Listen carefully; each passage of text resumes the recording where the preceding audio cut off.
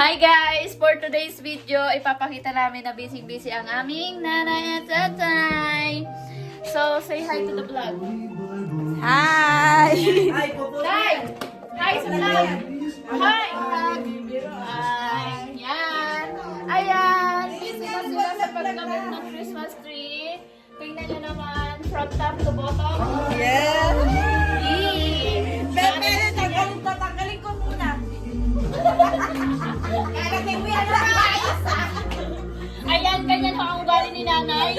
So, mga nakakakilala sa kanya. Tatanggalin ko muna. Yan, Pasko na dito sa Madrid. So, ayan naman si tatay. Hindi ko alam. Dati ata yung akyat bahay. Yan. Sabi niya, tulungan ko siya. Ayan, tinutulungan ko siya. Tinutulungan ko paano ugain. Ito, binili niya lang kulay pink. Ngayon, paputi na. Oh. Ito, binili niya ng kulay red. Sa kabila, kulay puti. So, salamat sa 1 euro sa Chino. Kung hindi nyo natatanong, alas 5 pa lang gumising na kami ni Mina para tulungan sila dito sa pagkakain ng Christmas. Pakalamang ko na ko, grabe!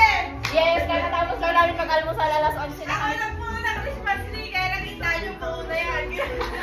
Alas 11 na kami kumain kasi tinulungan pa namin silang dalawa magkabit ng Christmas tree. So,